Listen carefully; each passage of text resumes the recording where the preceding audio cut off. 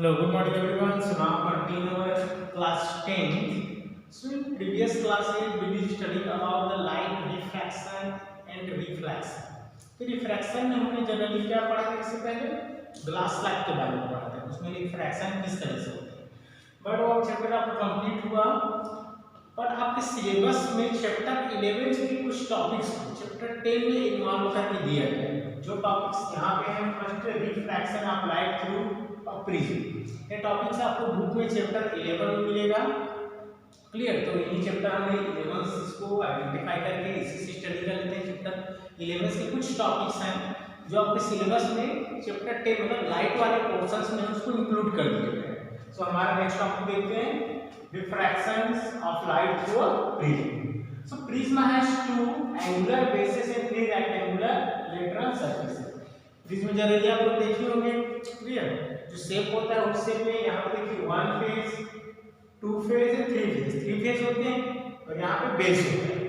Clear? तो 2 bases होते हैं और 3 उसमें रेक्टेंगुलर सरफेसेस होते हैं।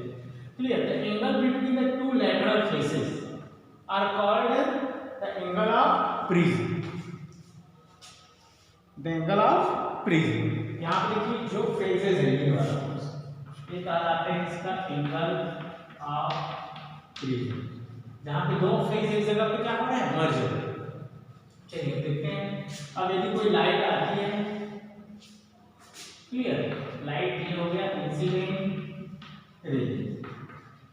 ये जो ट्रांसपेरेंट मटेरियल है, ट्रांसपेरेंट मटेरियल का रिफ्रैक्शन। सो लाइट जो है क्या हो जाती है वहां पे, इसको आगे निकालता है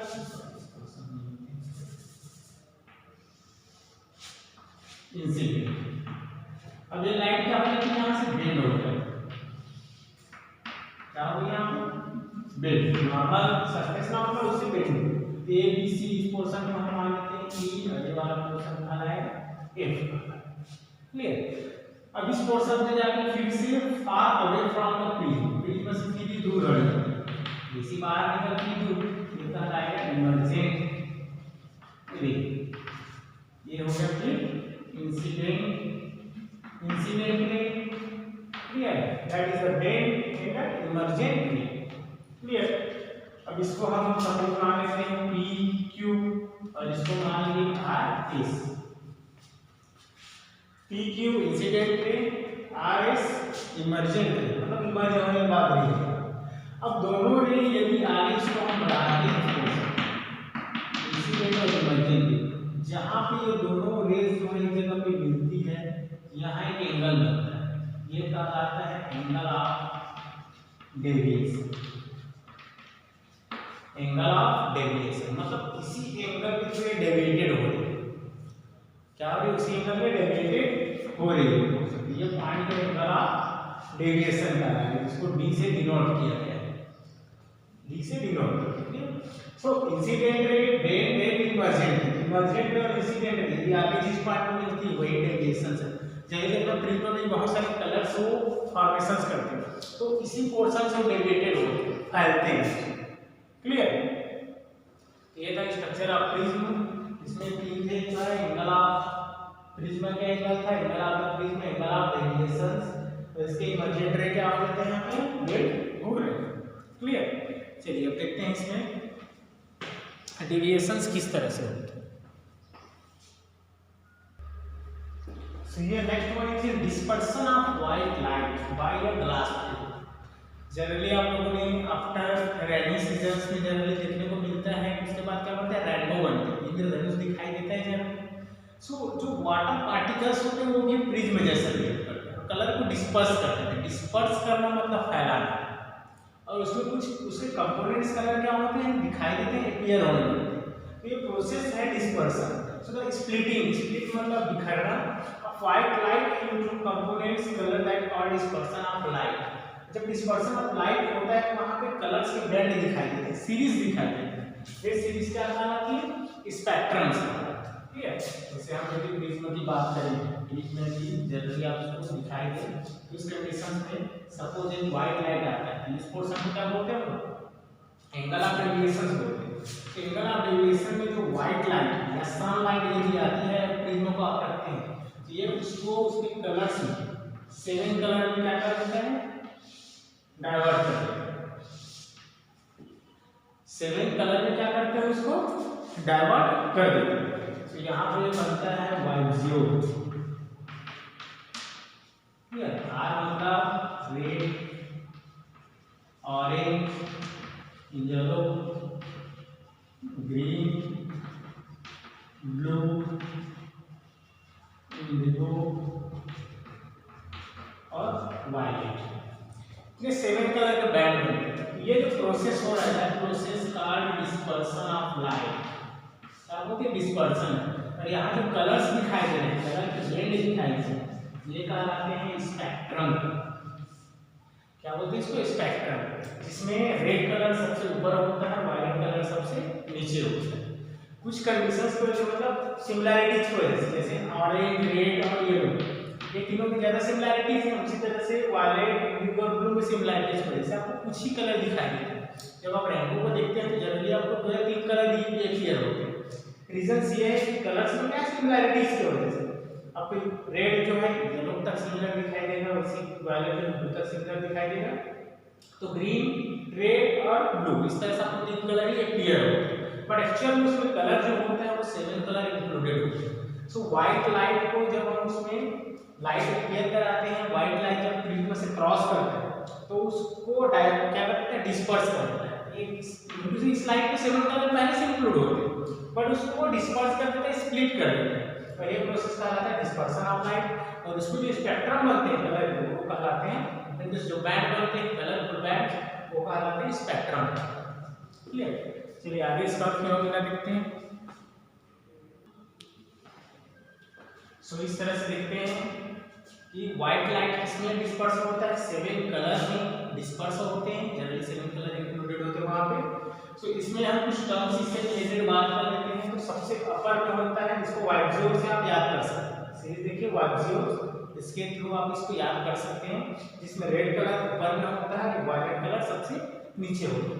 अब देखिए इसका wavelength. So wavelength, red colour that have highest wavelength but lowest frequency। इसकी वायलेट कलर की बात करें तो lowest wavelength but highest frequency. Wavelength सबसे ज्यादा होता है रेड कलर, इसीलिए जनरली देखेंगे आप लोग जो एरोप्लेन होता है, हेलीकॉप्टर, उसमें सिग्नल के लिए किसका यूज करते हैं, रेड कलर का। सिग्नल ट्रैफिक में भी रेड कलर का यूज किया जाता है। सनसेट और सनसेट के समय आपको सन जो है रेड कलर ही दिखाई देता है। रीजन से कलर तो सभी इंक्लूड होते हैं, बट रेड कलर आपको बहुत दूर से दिखाई दे सकता है, इसका वेवलेंथ ज्यादा होता है। वेवलेंथ से इसका जो वेव है, सबको वेव सबसे ज्यादा चौड़ा होता है। जनरली बात आप कर सकते हैं कि आपके पास एक बड़ा सा कपड़ा हो, आप उसको फैलाएं तो दूर से दिखाई देगा, छोटा सा कपड़ा हो तो दूर से दिखाई नहीं देगा। तो रीजन वही है, इसकी फ्रीक्वेंसी बहुत कम होती है, मतलब इसका वेवलेंथ बहुत कम होता है, फ्रीक्वेंसी ज़्यादा है। फ्रीक्वेंसी मतलब जिसका वेवलेंथ कम हो, जैसे सुई को आप बोल सकते हैं उसकी से थिकनेस कम होती है तो पेनिट्रेशन भेजने की क्षमता ज़्यादा होती है। बट चॉक में आप बात करें तो थोड़ा मोटा है तो आप इससे पेनिट्रेट कम कर सकते हैं। सिमिलर यहाँ पे वेवलेंथ आई है रेड कलर, सो रेड कलर आपको दूर से भी दिखाई दे सकता है क्योंकि इसका वेव क्या है, ज्यादा साइज का। सपोज हम मान लेते हैं इसके इतना, ये दूर से दिखाई देगा आपको, उसके बाद ऑरेंज का होगा इस तरह से डिक्रीजिंग होगा। सो इसको याद रखने इससे रिलेटेड क्वेश्चन भी आगे स्टडी करेंगे। सो वेवलेंथ आई होता है रेड कलर का, जिसके वजह से रेड कलर का यूज जनरली सिग्नल के फॉर्म में किया जाता है। वायलेट कलर का सबसे कम होता है बट इसकी फ्रीक्वेंसी ज़्यादा होती है, होल्ड करने की कैपेसिटी या पर सेकंड उसके टर्निंग होने की कैपेसिटी सबसे हाई है। क्लियर? तो ये हो गया डिस्पर्सन। बट यहाँ पे एक एक्सपेरिमेंट आप ये भी कर सकते हैं, जैसे न्यूटन्स ने किया था, उन्होंने 2 प्रिज्मों को एक साथ अटैच करा दिया, जैसे यहाँ पे कलर आपको दिखाई दे। क्लियर? अब सपोज आप इसी जगह पे एक और प्रिज्म लगा दें, कलर आप नोट कर लेंगे, इसको रफ कर रहे हैं। तो यदि आप एक प्रिज्म जस्ट अपोजिट, पहले प्रिज्म के जस्ट अपोजिट आप एक और प्रिज्म लगा, तो इसका रिएक्शन क्या होता है, वो जो डिस्पर्सन था उसको फिर से डाइवर्स कर देता है। व्हाइट लाइट से क्या हो गया, 7 कलर में डिस्पर्स हो गया, फिर 7 कलर का जस्ट उसके नियरेस्ट दोनों को जोड़ देंगे। इस हम इस तरह से एक हो गया 1 प्रिज्म और वहीं दूसरी हम बात करें इस जगह से इस तरह से। तो दो प्रिज्म है, प्रिज्म वहाँ के एक में लाइट आता है तो दूसरा इसको फैला देता है और दूसरा जो फैलाता है उसको फिर से क्या कर देता है, कलेक्ट करता है। इस तरह से व्हाइट लाइट आ रही है उसको पहला वाला डिस्पर्स कर रहे हैं, पहला वाला डिस्पर्स कर जो लाइट हो रही है उसको फिर से क्या कर देते हैं, एक जगह कलेक्शन कर देते हैं। तो फिर से क्या बन गया, डिस्पर्स लाइट से व्हाइट लाइट। तो दो प्रिज्म को अटैच करने से डिस्पर्सन प्रोसेस होता है, बट बाहर सिर्फ डिस्पर्सन नहीं होता, वो कनेक्टेड हो जाता है। तो जो व्हाइट लाइट आप इसमें क्या कराए थे, इंसिडेंट कराए थे, उसका इमर्जेंट रे भी क्या हो, व्हाइट लाइट मिडिल में डिस्पर्स हो रहा है, बट वो फिर से उसको डिस्पर्सन के बाद क्या हो गया, उसके डेविएशन पॉइंट पे जाके फिर से कलेक्टेड हो जाता है। क्लियर? चलिए कुछ आंसर के क्वेश्चन देखते हैं।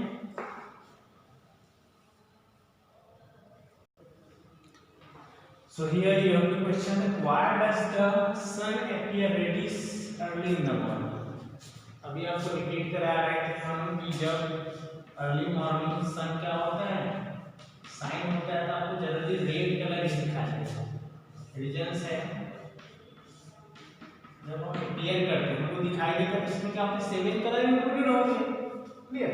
मॉर्निंग में क्या होते हैं, वेपर्स होते हैं, तो ये क्या करते हैं, इसके कलर को डिस्पर्स कराते हैं, डिस्पर्स की वजह से कलर तो वहां पे आते हैं 7 कलर और हमको ओनली रेड कलर दिखाई देता है। रीजन है डिस्टेंस बहुत ज्यादा है, मतलब सन और अर्थ के बीच एटलीस्ट 15 करोड़ किलोमीटर का डिस्टेंस है।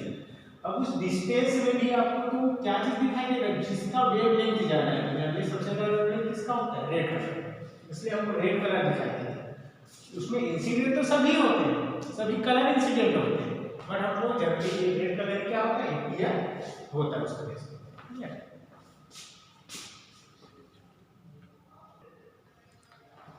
So here, why rainbow is formed after rainy shower? बारिश होने के बाद यदि सनलाइट आता है तो रेनबो का फॉर्मेशन होता है। यहाँ पे यदि हम बात करें, सपोज ये सन आफ्टर रेनी सीजन आपको इस तरह से कलर्स दिखाई देते हैं। क्लियर? मतलब यहाँ पे क्या फॉर्मेशन होता है, रेनबो फॉर्मेशन होता है। प्रोसेस देख लेते हैं। तो रीजन से आफ्टर जब रेनी शावर्स बारिश होती है तो उसमें क्या होता है, वाटर के ड्रॉपलेट्स एटमॉस्फेयर में, ये ड्रॉपलेट्स कैसे बिहेव करते हैं, that behave as a small prism, एक प्रिज्म जैसे बिहेव करते हैं, ट्रांसपेरेंट तो है, प्रिज्म जैसे बिहेव करते हैं। इस कंडीशन में जब लाइट आती है तो ये इंटर करने के बाद डिस्पर्स हो जाता है और इसमें क्या होता है, internal refraction. What will be happen? Internal refraction. Internal refraction से थोड़ा समझेंगे। सपोज ये वाटर ड्रॉपलेट्स है, यदि सनलाइट आ रही है आउटर में जाके अंदर भी रिफ्लेक्ट हो जाता है। दो तरह से होता है रिफ्रैक्शन, एक तो बाहर निकल गया सो एक्सटर्नल रिफ्रैक्शन, फिर अंदर में डिस्पर्स हो गए कलर्स में, इसको बोलते हैं इंटरनल रिफ्रैक्शन। तो आपका आंसर होगा इसमें dispersion of light and internal refraction. तो इस तरह से वाटर जब लाइट आती है कलर इसको डाइवर्ट कर देता है, जो कलर्स ज्यादा क्लियर होते हैं अपने अपने लाइंस में चाहो तो उस तरह से अरेंज होकर आपको दिखाई देंगे। Clear? So that is the natural spectrum. Rainbow एक नेचुरल स्पेक्ट्रम जो आफ्टर सन से जब रेनी सीजन हो जाता है उस कंडीशंस में वाटर के ड्रॉपलेट्स ऐसा बिहेव करते हैं प्रिज्म जैसा, लाइट जब आती है ये डिस्पर्स कर देती है और अंदर की साइड क्या कर देती है, इसको रिफ्रैक्शंस करती है। उस कंडीशन में आपको रेनबो का फॉर्मेशंस दिखाई देता है। ठीक? सो आज के इतने क्वेश्चंस, कल आपका चैप्टर कंप्लीट हो जाएगा, जो और रिमेनिंग चैप्टर क्वेश्चन है उसको कल कंप्लीट करेंगे। Okay, thank you.